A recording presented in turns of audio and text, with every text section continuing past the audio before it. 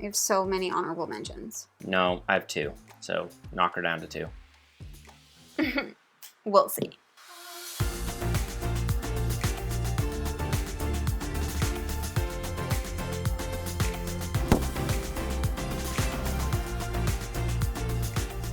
Hello everyone, welcome back to Foster the Meeple, a channel all about board games. And more board games. Exactly. It is July, which means we're halfway through the year. So there's that. What is the actual halfway mark of the year? 6 months, July. No, but like what Oh, day? July 7. Oh, I think we missed the halfway point. Is the halfway July 7th? No. July is the 7th month. Yeah. There's 12 months. What? Just Google it. I think July 1st. Google it. You Google it. Well, it has to be not a leap year. July 2nd. Okay, well, we missed it.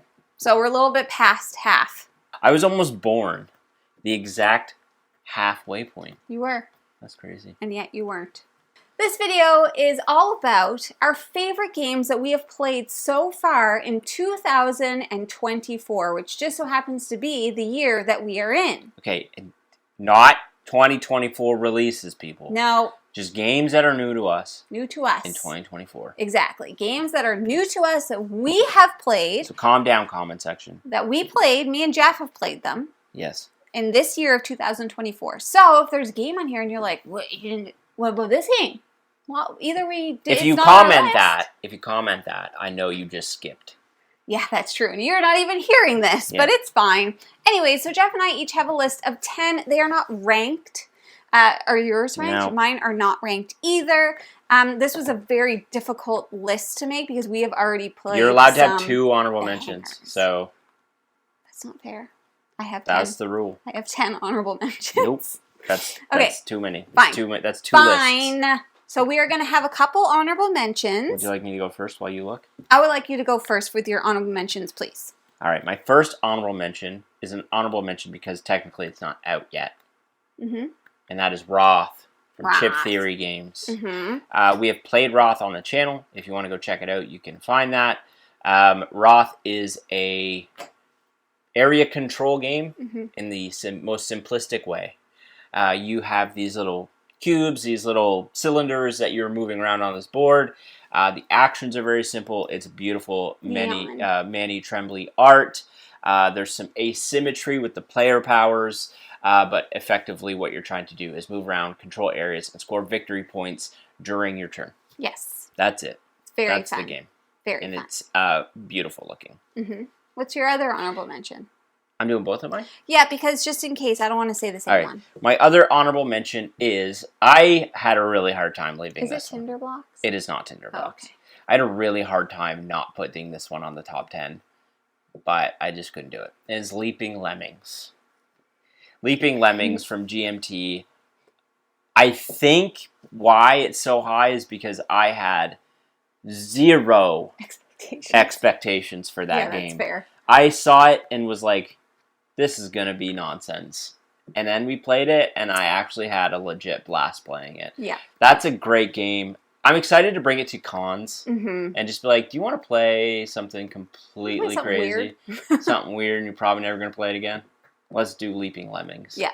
But anyway. I think it's from like 2010 as well. Like it's an old game. Yeah. That was on my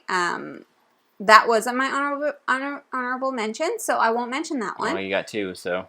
Okay, so this is really difficult. My first honorable mention, which was the last one that I cut from the list, is Full Throttle from Freeman Freeze. You loved that game. I really loved Full Throttle, and it's just this super simple racing game. It's essentially Camel Up minus like the crazy stuff. camels and without all the stuff. It's like moped racing. Yeah. I just really enjoyed it. I thought it was just silly fun. I had a great time with it.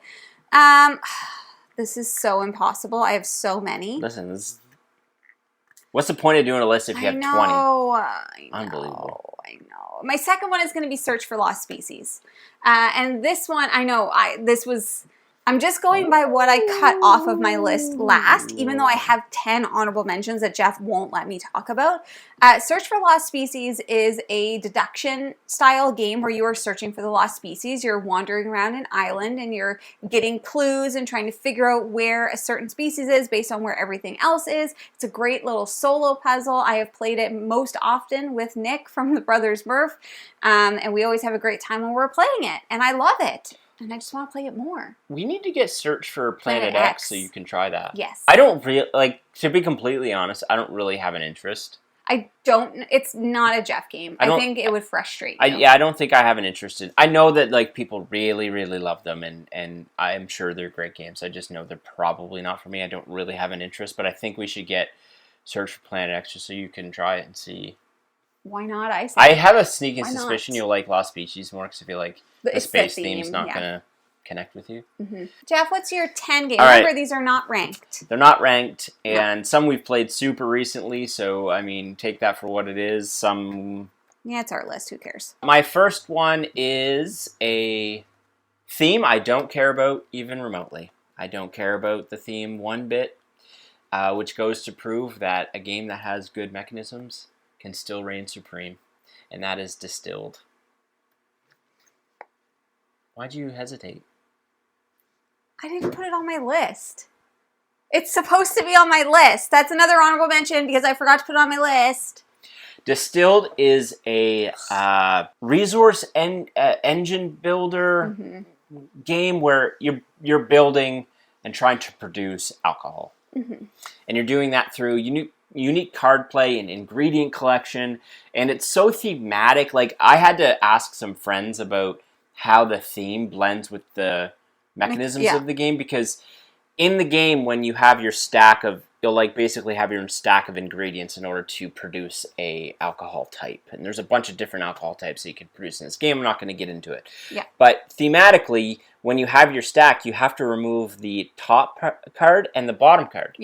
And I didn't know this, but it's because when you produce alcohol, the top, so thank you, Ryan, for explaining this to me, the top is poisonous, so that needs to be cleared off, and the bottom is just like residue and junk, so that gets removed. And they added that into the game, which is super crazy. I've fallen in love with Distilled. I'm currently playing it on BGA. We did do an on-record of it, listening to the Lumineers, which you can go check out. Super cozy kind of feels on that one, but Distilled is a game that I can see myself returning to over and over and over again. Very much loved it. I don't know how this got left off of my list. Because your list is worse than mine. Anyways, I love Distilled. I'm in 2 games of it on BGA. So am I. It was like, and we played it, and it was an instant love. Like, we were halfway through that game. I was in a bad mood, too. And normally if I'm in a bad mood, that really highly impacts, like, and I understand it's a me problem, not the game's fault. But normally if I'm in a bad mood, I'm like, no. And I played that game, and I was like, man, I'm in a bad mood, and I know that game was good. There you go. Which is crazy. There you go. That's a Jeff variable right there. Is Jeff in a bad mood? And he passed the test? It's a good game. That's a good game. All right, so can't believe that should be on my list. But anyways, the first one on my list is going to be Flip Ships.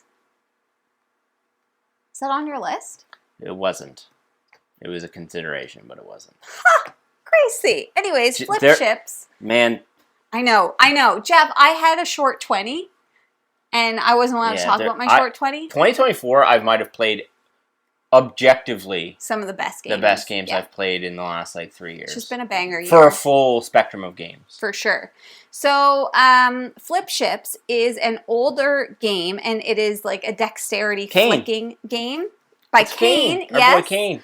And Kane, if you're at Gen Con, say hi. Say hi. And essentially, there's just these different areas that you are trying to flick different ships into in order to score points and to shoot off bad guys, and you're trying to flick them into this cup. What? In Flip Ships, you have a big mothership that you're trying to flick your ships into, and then if you flick them into the mothership, you do damage to it. And there's also aliens that are coming down to your city, and if you flick your ship onto the alien, it'll do damage to them. And basically, what you don't want to have happen is the aliens get to your city. Yeah, that's exactly what I said. Only instead of aliens, I said bad guys, and instead of mothership, I said cup. It's super fun. It's so really fun that... So we played it at Level Up. We played it with our Discord members. It was a blast. We immediately went and got it. Yep. And then we just found a copy at our local game store and bought a second copy so that we could gift it to a friend.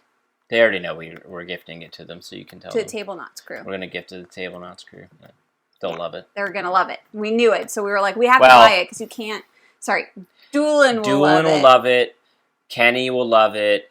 Kyle, I don't know. Max will hate it. Kyle will be like, that was fun. Yeah. Max will be like, this isn't... Max will be like, the juxtaposition. Yeah, Max is super into contrarian board game opinions now. Yeah, so he only likes really obscure games that you can't find. He probably loves Leaping Lemmings. Like, he loves Crisps, which is a terrible game. But he loves it because no one knows about it. So he probably won't like Flip Chips because it's a little too mainstream for Max. It's a little too mainstream for Maxie boy. Yeah. All right, Jeffy? And we say all of this in love. So much love.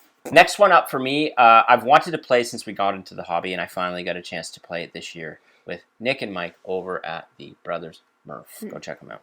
That is Vegas Showdown. Vegas Showdown is a tile placement game that is as ugly a board game that I think can exist. Your player board is literally a piece of paper. But it is still incredibly fun. What you're doing is basically bidding on things to add to your casino. Mm-hmm. There's placement rules where certain buildings can only be placed on certain sides of your casino. You have to have like money to bid on things. I really like the casino theme of games, and again, this was one, I think it's coming back into print. Yes, it is. They're reprinting at some point with new artwork and everything. Is it? I thought they were just anyway. It doesn't matter. Mm-hmm. They're redoing it. It's been out of print for a very long time, and it's been one that I've very much wanted to play. And I got to play it at BGG East. No, Spring. BGG East. I mean, wow. We played it at BGG Spring. Good job, Jeff. It's super fun. Super fun. Didn't play it. All right, my next one is going to be... Yeah, you were in bed. That was the one night I was up late with the boys. I never go to bed early. It's usually Jeff, but yeah. I was just like, we had so much Tex-Mex, and like I just couldn't. See, that's the difference. I couldn't cope. Jamie gets tired off Tex-Mex. Tex-Mex is basically what my body is fueled by. Yeah, that's true. That's very true. All right, my next one is the Prodigals Club. Is that on your list? It is, so... We'll just talk about it together. We'll just talk about it together. So the Prodigals Club is... We were introduced to this by Nick from the Brothers Murph when he was here, and we immediately fell in love with this game. You are essentially just trying to be the worst human possible. You are this rich person, you're trying to lose all of your money, you're trying to make everybody around you hate you, and it's a really interesting board because it's like a triangle, right? And you're like trying to like manipulate like politics and money and like these parties and just being a terrible human. Socialite. And it's just a really unique theme. And everyone's trying to make you look good. Yeah, you're like, stop. Stop making me look like a good guy. I suck. Yeah. And it's just like, it's such a weird theme, and it's a really like heavy, crunchy game, but like when you get into it, it's really like, you know, it sings. It goes very, but I know that's what a lot of people are like, oh, it's really complicated, but it's really not. I didn't find it. We didn't find, but we're bad judges of that. I think it is hard to master. There's so much you can do, and like you basically have to take the worst score of the three kind of like tracks you're on in order to win. Like it's really good. Well, this one's probably we're gonna have a ton of crossover. Sure, let's do it. Dice Town. Yeah. So I'll let you talk about it. Dice Town is a best game ever. It might be the best game ever. Dice Town is a game where you are all trying to complete what is effectively poker hands, but with dice. Yeah. So you're going to have a cup, and you're going to roll dice in your cup, you're going to slam it down, and you're going to reveal dice. You have to reveal one or more dice on your turn. You can do special things and pay things to either not pick a dice, or to pick more than one. Sorry, I missed spoke earlier. Yeah. You can play, you always have to pick one. If you want to pick 0 or more than 1, you have to pay to do that. Yes. Okay, good. We got there. Got there. After everyone has a set of 5 symbols on their dice and it's locked in, and then the board, you're going to go through Dice Town. And it's a board that has a bunch of different stops that you're going to go through. For example, the first stop is whoever has the most 10s. And whoever has the most 10s is going to get to take gold nuggets from this gold nugget pile. Yeah. The next one is whoever has the most jacks or whatever. Yeah, whoever I think it's has 9, 10, jack, queen, irrelevant king. in the grand scheme of describing this, but that you get the gist of it. And then all you're trying to do is collect cards, collect gold nuggets, collect money, and stuff. collect what are, I think, if they're like landscape cards, which are your main like victory point condition. It's chaos. So fun. It's so fun. If you get the right group around, it is hilarious. Yes. And you can like steal cards from people and like all of these things. It's so simple. It's super basic. Silly. But it is silly, nonsensical fun. And listen. Yeah. That's what we're about. That's what we're about. We played it at GaggleCon with Rodney and Christy, and it was the only game that we played twice. Yeah. Then we brought it out at BGG East. 2 or 3 times? BGG Spring. 2 times At for least. sure. And then Jeff and I bought our own copy so that we can always have it, because like I don't know how you could not have fun playing this game. So I'm sorry, fun. but if you don't have fun playing Dice Town, then you might be playing it wrong, because it's so much fun. So the next one that is definitely on both of our lists is Jest of Robin Hood, GMT, which is a game in the coin series. It is for 2 players. One person plays as the Sheriff of Nottingham, the other one plays as Robin Hood, and you each have different objectives. One's going towards justice, and what is Order. Order. Justice and order. I've only played as Robin Hood. Robin Hood wants to get the track to justice. Yes. The sheriff wants it to get to order. And you're doing that through completing different types of things. Event cards, destroying camps and fighting blah, blah, blah. and all of this stuff. And the sheriff is trying to put Robin Hood into jail, and Robin Hood is obviously trying to rob people to gather more money, and he's putting out different camps. And you've got like the merry men, and there's a lot of like hidden kind of movement and stuff like that. But each player has their own objectives and their own actions that they can do. It's an asymmetrical game, and it is probably the most approachable coin game that you can get, and it is event driven. So if you've been curious about games like Cuba Libre or any of those coin games or war games, it takes that system for sure. Yeah, or war games in general that it's a lighter, it's a more fun theme because it's Robin Hood and it's something that we all know and love, and it's just it's awesome. I also find that the most coin games have like an order of operations of actions you can take, and they're usually titled different things, and there's usually a whole player aid board that you have to kind of know, and there's some nuance there. But I feel like the Robin Hood, Jest of Robin Hood one, confines that down into some, I mean, it's probably the same amount of stuff you can do, but it's way more simple. Yeah. Like, there's not as many dependencies of like, well, you can only do this action if X, Y, and Z exist or are met. I feel like with Jest, you can basically do your actions for the most part without there being a ton of conditions outside of it. Yeah. Oh, yeah, definitely. You know what I mean? Like, there's not as many dependencies. No, the biggest hurdle for Robin Hood anyways is having money, because you have to pay to do a lot of stuff. So which you makes might have to pass sense. to make money. Yeah. So it's amazing. It If is you're curious, very good. You should totally try it. Yeah.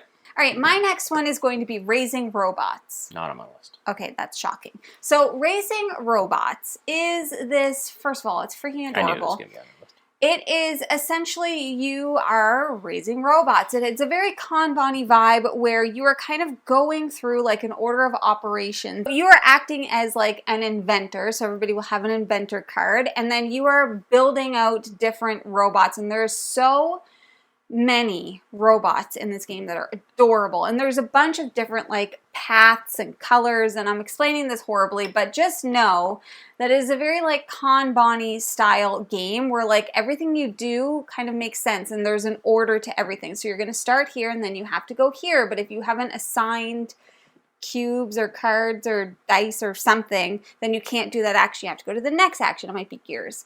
Anyways, it's amazing. I loved it. We played it at GaggleCon, and then we immediately went out and bought a copy. It makes sense from all the steps in order to end up having a robot be outputted to you. And the robots do stuff. Yeah, and there's like a wingspanny type of like trigger thing where it's like depending on the color of how many robots you have in that color, when you go to a certain space, you can actually activate all the robots in the orange row or all the robots in the purple row, just like Wingspan, where it's like boom, boom, boom, boom, doing a bunch of stuff, comboing and what have you. I want to play it again. Yeah, it's a great game. So it was good. on my short list, but short 20. Next up for me is a co-op game, which is somewhat surprising.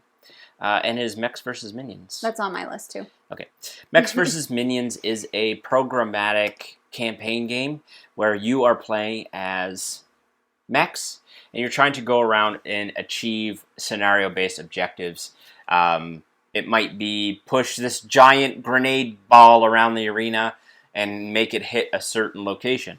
Where it gets difficult is this is programmatic, so you are going to be placing cards out in a series of spaces that then your robot needs to fulfill, and that is going to change. So it might be move forward, turn left, turn right, U-turn. Go in circles. Go in a circle. Yeah. So you can have a turn, and it's happened to me multiple times, where your robot just goes. Yeah. And there's minions that come out that you have to fight. You're like, it's kind of a beat 'em up, like you're shooting things and what have you. And again, like there's a pass-fail mechanism here. You either pass the scenario or you fail the scenario, and depending on what happens, you either have to play it again or you continue or what have you. It is a scenario-based game. I know this game is difficult to find, but if you can find a copy of it, it is probably the best production I've ever seen in a board game. There's a lot of minions in it. It's beautiful. Yeah. All beautiful. All of it is crazy. And it's incredibly, incredibly fun. Yes. If you like programmatic games, which we do, we've uncovered that we very much do ever since we played the train one. Colt Express. Colt Express. Yeah. Yeah. That was our first foray into programmatic games. Yeah. And they're amazing. It's so fun, and I think the thing that I love about Mechs vs. Minions is that even though it's like this huge box campaign experience, it doesn't take itself so seriously. No, God, no. Like, you are literally, like, laughing as you're playing because you're like, oh my god, of course this happened, and you're getting, like, damage, and you have to, anyways, and it's really good. So many minions come out. Yeah. And, like, you're, like, these big mechs, and you're, like, running these minions over, and, like, it's just... It's great. It's just nonsense fun. Nonsense fun. All right, my next one is possibly on Jeff's list. It's Hegemony.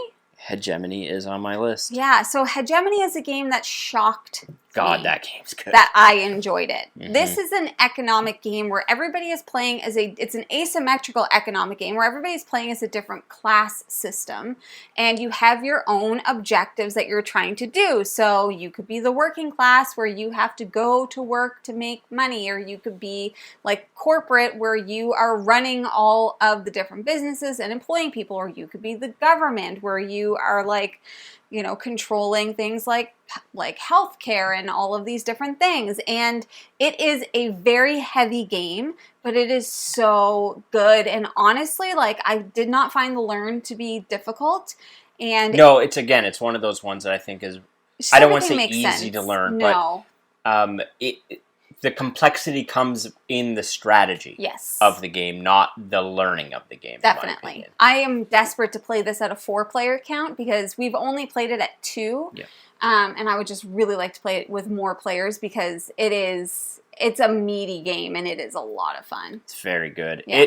It's very thematic for what it's trying to do. Yes. Like, there are instances in that game where, you know, the government might pull healthcare back because they need more money. And, like, it's incredible to me that they were able to condense an actual, like, thematic economy into, like, a board game. I just they never did an thought... incredible job with it. I never thought I would like an economic board game. Yeah, I was very shocked how much you enjoyed it, but I'm very glad you did because it's my cup of tea for sure. Yeah. All right, my next one, Jamie has not played. We just got the second edition of this game. I played it with Nick at from the Brothers Murph, and that's War of the Ring. Mm-hmm. War of the Ring is a game that was meant for me. They made it with Jeff in mind. There's nothing more I can say about this game. It is a Lord of the Rings-based war game with a hidden movement element to it. One player is playing as a fellowship and is going to be secretly moving through the map of Middle-earth. The Sauron character is effectively trying to find the fellowship, but also can win through just aggression and combat and taking over strongholds and that sort of thing. Mm-hmm. There's this really interesting like bag building mechanic or mechanism where once Frodo reaches Mordor, reveals himself, and then once he gets to Mount Doom, there's this timer system of rounds that is going to happen, and it's going to start pulling chits out of the bag, depending on how the Fellowship character built the bag, and depending on how the Sauron character built the bag, because you can add chits that are negative or positive for each faction, things are going to happen. And it just felt, the cards and the event cards and all of the text and everything felt exactly like the movies, exactly like the books, exactly like the story.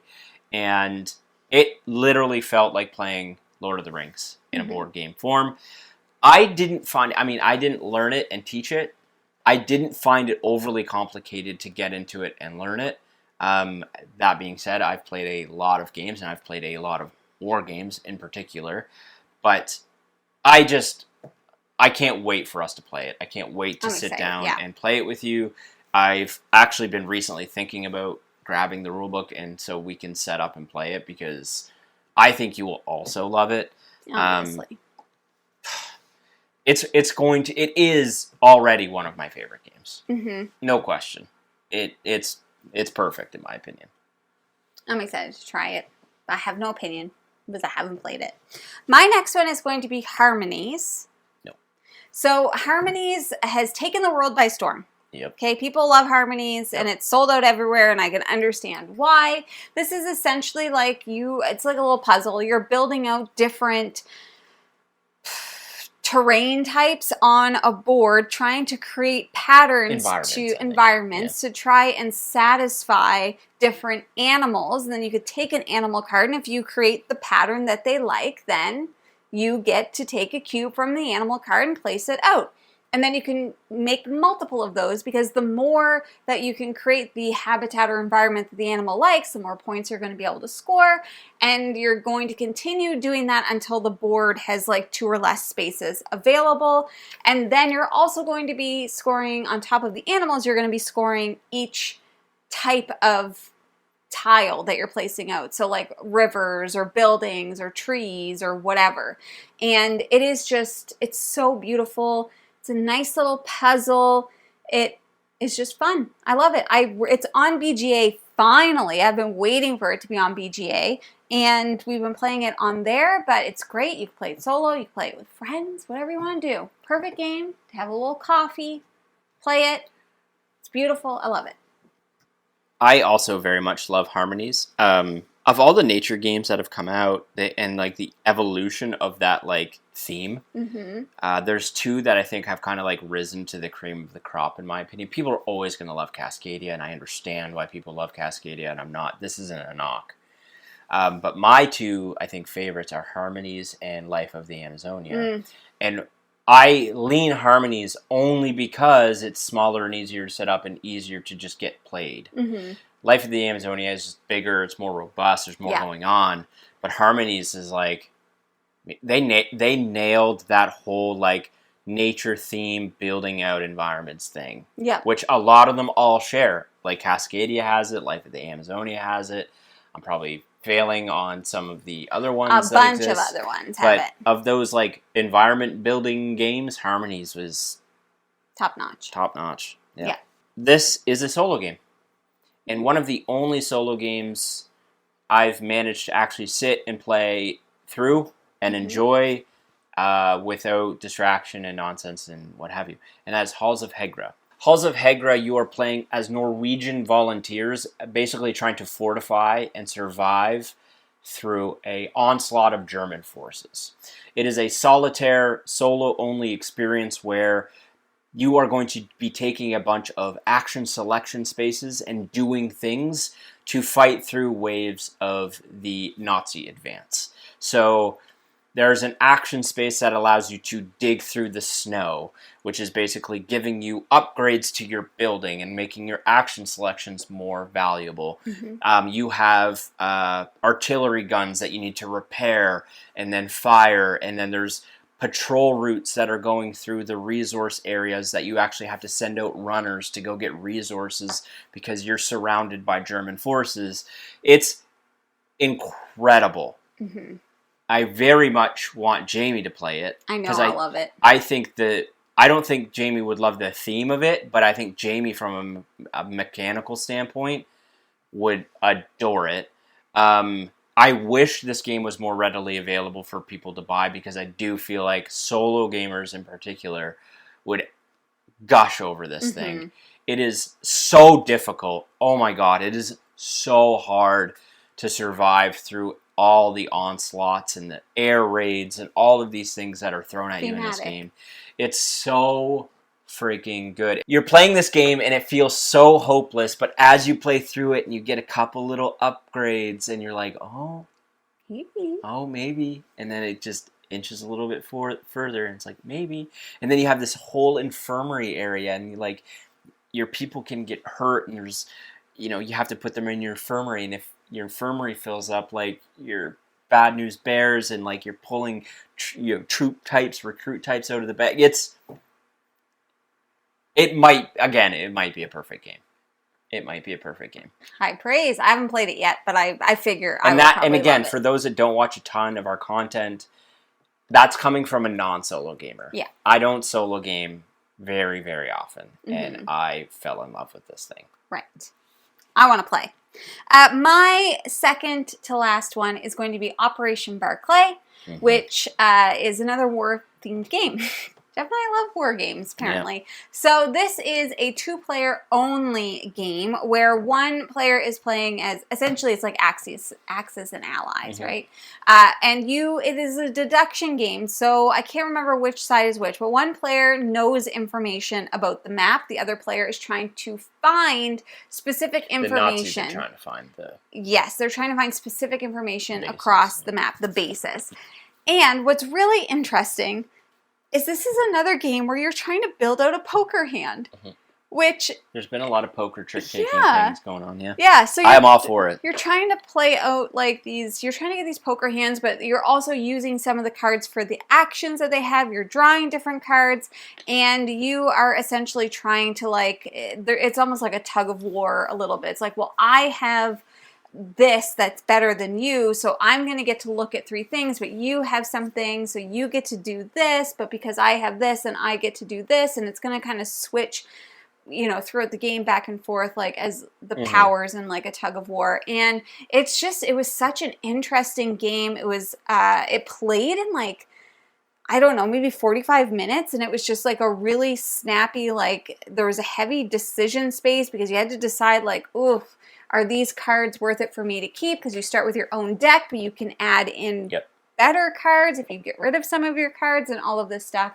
And I just really, really, really enjoyed it. And I think, actually, Salt and Pepper Games, they also did Halls of Hegra. And I'm really happy to see more and more of them come up. We actually have another one of their games called Battle of Versailles that we haven't played yet. We really need to play that. Operation Barclay was on my short list. I think of any game other than Halls of Hegra, just because it was a solo game, of all the games we've played that have shocked me that I liked it as much as I did, Operation Barclay is probably 1 or 2 on that list. Yeah.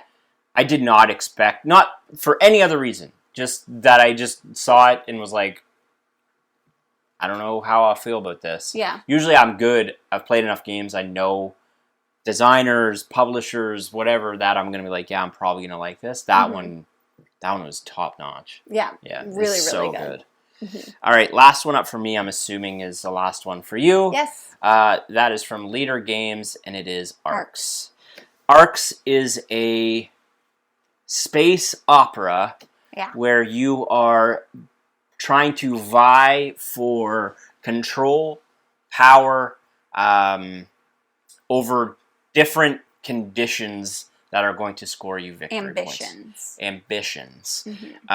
There's multiple ways to score points in this game, but effectively what you're doing is building spaceports, building cities in order to tax the people to get more resources, to build ships.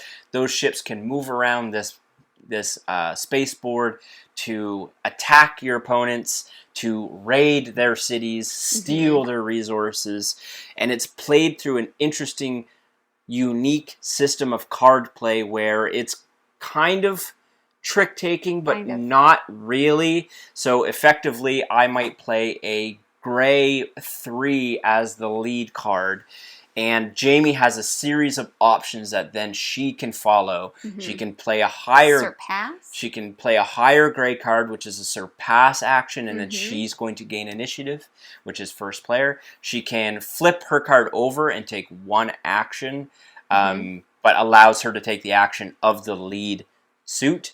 Or she can pivot, play a completely different card with a completely different number. She still only gets one action, but she gets one action off of the card she played. So it is, initiative in this game is almost everything. You want to have initiative, you want to be playing the lead suit, you want to be controlling the narrative that's unfolding in this space game. And I can't say enough good things about this. I know it's getting a ton of hype. And honest to goodness, it's absolutely freaking worth it. I've been thinking about it since we played it. We've talked about it today, and we're like, we should play that again. Like now, like it is taken over our mental capacities. So when we only played the base game, we have everything. We have the campaign, we have the lore, leaders and lore, which adds like asymmetrical characters into it to make it a little bit even more like juicy than what it already is. And I think like obviously Jeff and I love leader games. Jeff loves Root. I enjoy Root. We both love Vast. I love Fort. We love Ahoy. So we already know that they make games that we love. However, the thing about this one is, and versus a lot of those, is this plays really well at 2 players, which you can play Root at 2 players, but it's not as fun. It just isn't going to be as fun.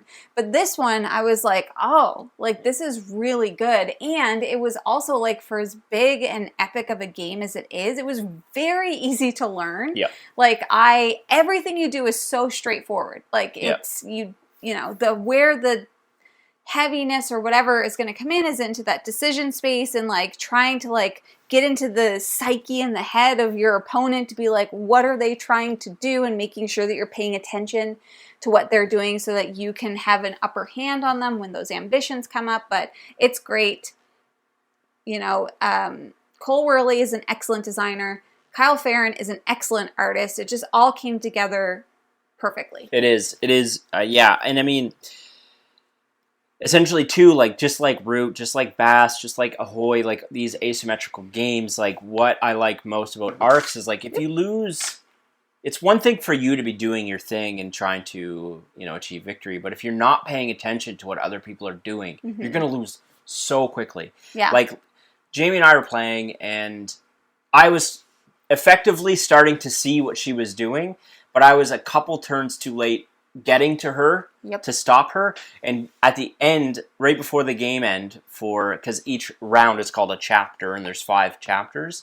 So we were going into chapter 5, but Jamie scored like 17 points in one chapter at the end because she was able to manipulate the ambitions properly, and I wasn't paying enough attention to what she had built, and it ended up crushing me. And that's what I love so much about those games is like it's so strategic. There's so many things you have to pay attention to. It's just an epic experience, and I'm just so excited to play it more and more and play it with people at cons. Because again, it's not like Root where it's like everyone in Root. Realistically, at this point in my life, I need to play with people who know what they're doing.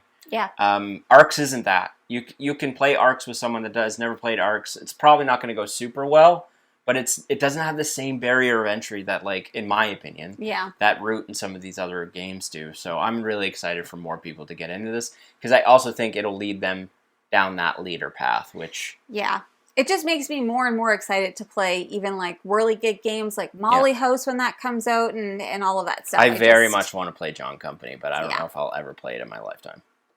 Unless Sam comes to visit here, because it's never going to get played at Con. Well, we might be going to Seattle. We talked about we were going to Seattle. Yeah. Then we'll play. All right, Sam. We're coming to Seattle. Sam, we're coming to you. Anyways, those are our favorite games.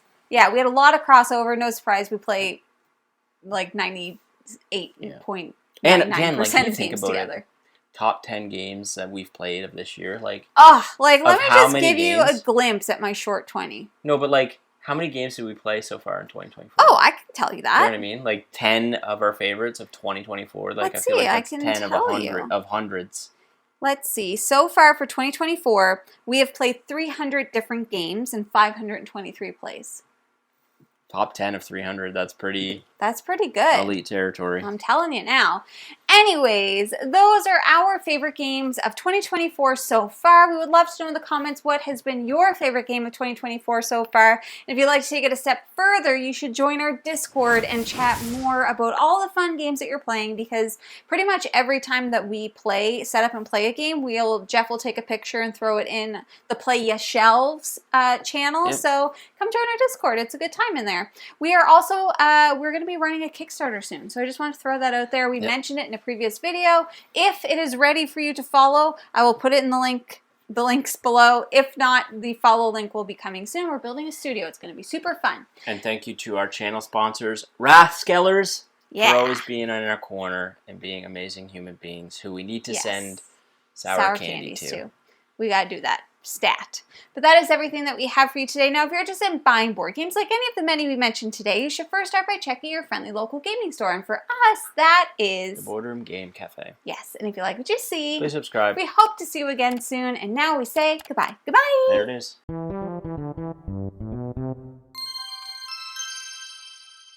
Was one of the last ones. You know what would be funny sometime? What?